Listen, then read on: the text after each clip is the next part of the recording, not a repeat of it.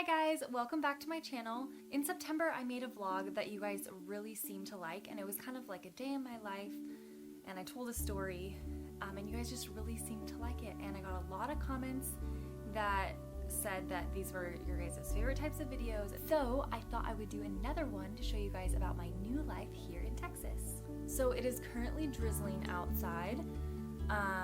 I was planning on vlogging as I went, but I didn't realize that it was going to be raining today.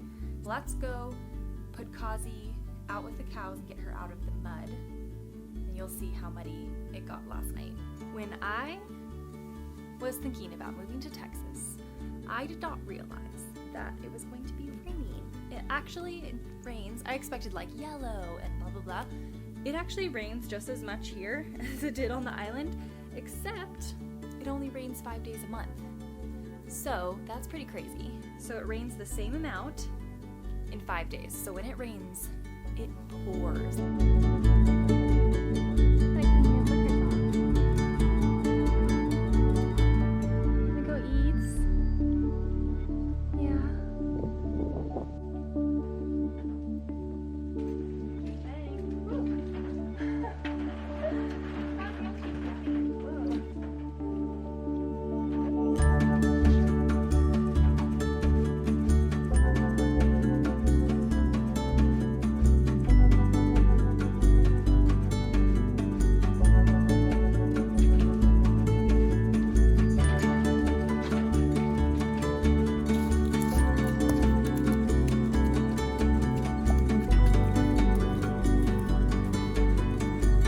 No Kazi. No Kaz. It's for the cows. No, you can't. Hi, cuties.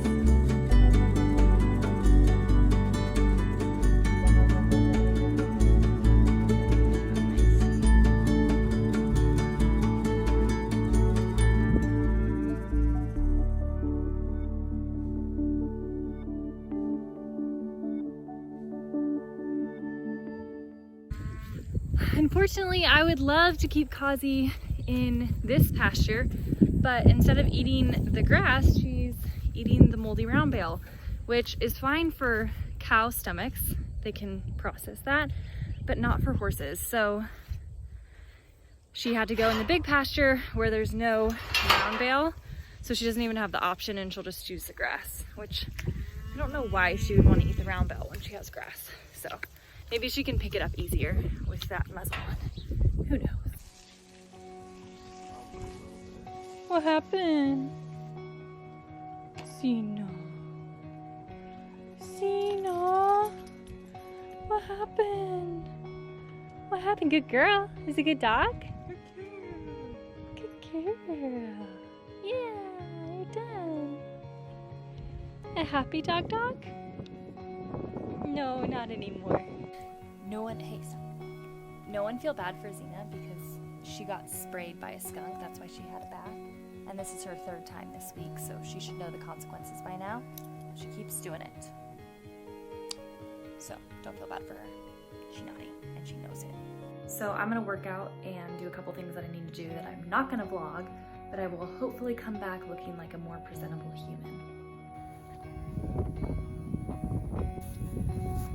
Bad girl, Kaz. You are bad. You're supposed to have your muzzle on, you little nut. Well, Kazi took her grazing muzzle off. She's a little booger, and she's been chomping away. So I'm gonna go put her back in her paddock, even if it's muddy, because she's probably eaten a little too much. I mean, she's been out here for an hour. The longest it could have been was an hour that she didn't have it on, but still, that's too much for her. I know, are you upset now? Okay, so it looks like it's dried up pretty nicely. I obviously need to muck in here, but it's not as bad as it was earlier today, so that's good news.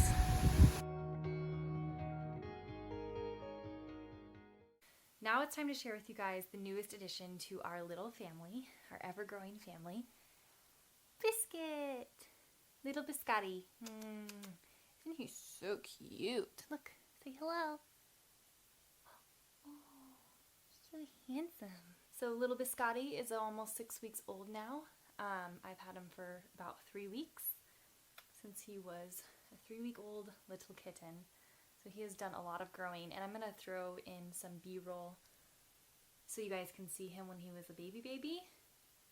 And I'll put in all the snapshots that I've taken of him so you guys can see his progression. But I'm going to tell you guys a story about how I got him. So I was taking Xena outside to go to the bathroom, and she was like surrounding this truck, just going around it, and I heard this faint little meowing sound. I searched everywhere around the truck and I couldn't find it, but I could hear this little meow. The sound was coming from under the hood, but I couldn't get the hood unlocked because the car was locked. I asked my uncle where his keys were, and he had them with him at work. I was like, okay, if this little sad meow is still happening when he gets off work, then we'll pop the hood and we'll find it. And that was about at 8 a.m. I left for the day, and I came back around 2 p.m. and glanced over at the truck, and in between the tire and the engine, there was this sad little kitty, so sad, laying there. And so naturally I grabbed him. It was about 100 degrees outside and it was really, really hot. And the kitten was really, really warm. So I thought, okay, I'm gonna take him inside to let him cool down. And obviously if it has been there sad meowing from 8 a.m. to 2 p.m., then Mama has abandoned him.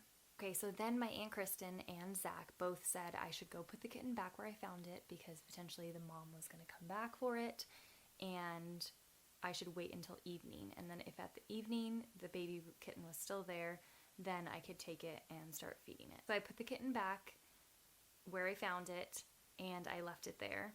And about 2 hours later I came back outside and the kitten was on the floor in the grass. And so I picked it up and I took it back inside because I was like, okay, obviously he's gonna be getting eaten by bugs. There's tons of bugs in the grass, and I didn't want him to get all bit by all the bugs and the spiders and the ants and the ginormous ants and the red ants and everything. So I picked him up and brought him back inside. When my aunt and uncle got home, we opened up the hood of his truck and the mama cat jumped out. And so I felt like the worst human ever because I had clearly taken this little kitty that was either with its mom or its mom knew where it was. Obviously it didn't get into the hood by itself.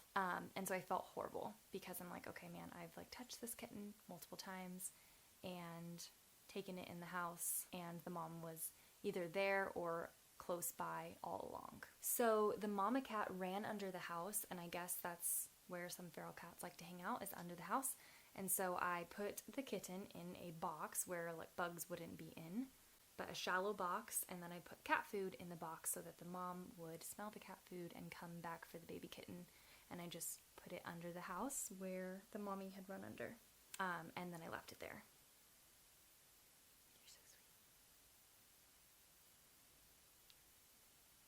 So about 3 hours later, I went back and I peeked under the house and the cat food was gone, but the kitty was still there. So I left it, but then it started to rain, and when it rains in Texas, it rains hard. And it poured for maybe it was an hour. When I went and looked back under the house, the little kitten was shivering, and it obviously had not been touched because I had put it under a blanket. So the mom had not removed the blanket and then put the blanket back over the kitten. At least I didn't think it did. And so at this point, it's shivering.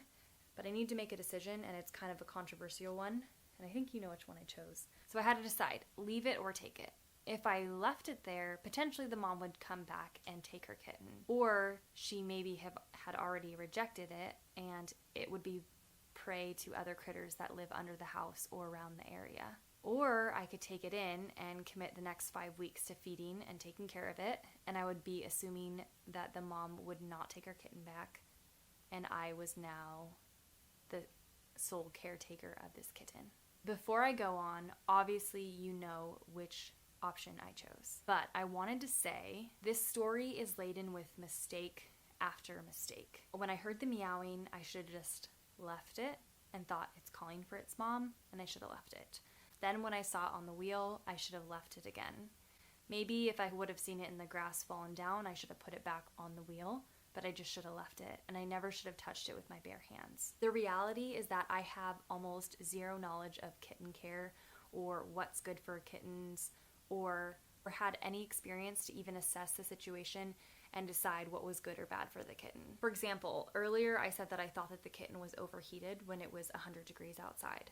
Well, now I know that kittens' body temperature actually needs to be around 100 degrees for the first 4 weeks of their lives. They can't maintain their own body temperature either, so it has to come from a surrounding environment, which is usually the mom and the fellow litter of kittens. So already from the get-go, I was completely off. But I didn't know that, and I thought that I was saving it. By the time evening came around and the mom still hadn't gotten it, I realized I had intervened when I shouldn't have.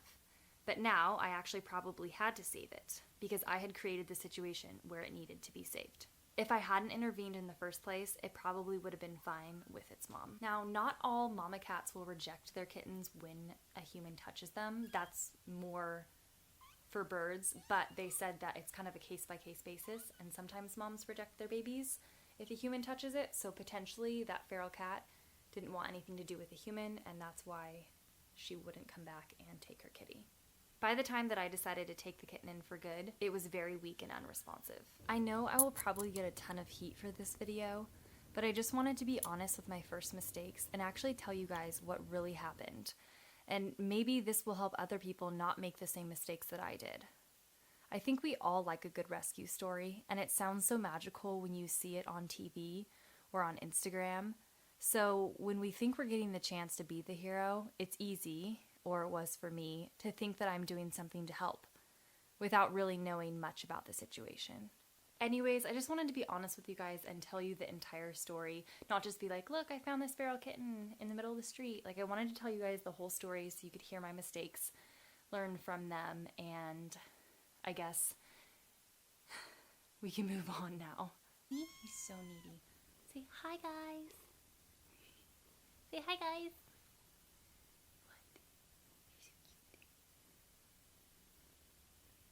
So when I first got him, he was really weak and lethargic, but he's doing so well. Obviously, it's been almost 3 weeks, so he's a lot older, but he meows really excitedly when I come in the room, and we've been letting him run around a little bit more now that he's bigger.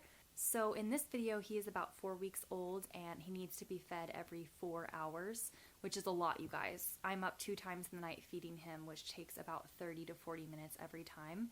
So when he was 4 weeks old, he would like eat for a little bit, and then he wanted to play, and then he would eat again, and that was the way that I could get him to eat his full amount for that feeding. But just picture doing that at like 1 in the morning, and then at 5 in the morning, like I would feed him like 8 p.m., and then I would go to bed, and then I'd wake back up at like midnight, go to bed at around like 1, then wake up at 4, and feed him again, and it was just constant. And I was so tired and pretty cranky, and in the middle of the night, I would be like, I never should have gotten this kitten. And then I'd wake up in the morning and be like, oh, he's so cute. He's so cute. I mean, I really shouldn't have gotten him, but yeah. Okay, baby, are you hungry? Is it time to go eat? You want to eat and then take a little nap?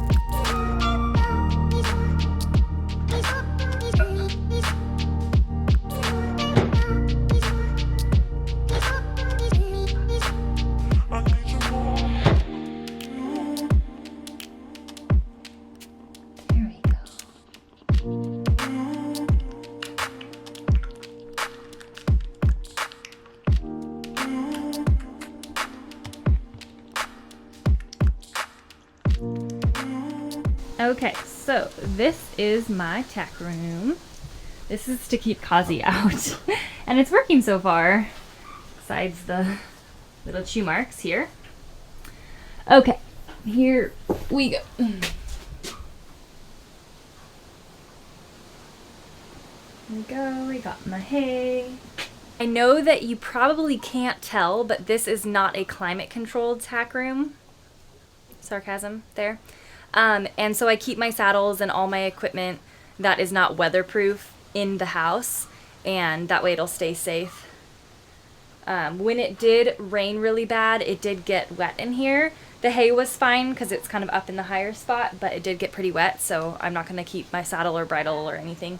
Something really stinking cool is I got to go to a Camille Mustangs and Sam Van Fleet clinic. If you watch Sam Van Fleet's YouTube channel, you know that her latest Mustang was Snooze out of Devil's Garden in California. And by the time that this releases, she will be off to her new home. But I actually got to use her in the clinic, and I got to meet Lynx. Snooze. Are you snoozing? Again, if this leg pops, tap that other leg from behind. You're going too fast to that. Without using the rope, when we walk forwards, we want them to pop and use that as our reinforcer. Back up, because eventually we want to take it off and have them be able to do all of these new. If there's ever a Sam Van Fleet clinic or Camille's Mustang clinic, or if you ever have the opportunity to take a riding lesson from them, I 100% recommend it. They are just a wealth of knowledge, and if I get the chance to again, I'm definitely going to go to any clinic of theirs or any lesson that I can. If you did watch this and get all the way to this part, can you just leave a comment with like a camel emoji? And that will let me know how many people and who actually is watching all the way to the end. But don't say like, I watched all the way to the end and leave the camel. Just leave the camel or whatever else you want to say in the comment so that I can know, and it'll kind of be a secret between us of who's actually watching all the way. There were a lot of people who said that they really liked my vlogs and they wanted me to do them, but we'll see who actually likes my vlogs and who's actually watching all the way. So this will kind of be a test. And if you made it this far, you've probably already liked this video, and I don't need to ask you to subscribe because I'm pretty sure you're already subscribed. So thank you for watching all the way to the end, and I will see you in the next video.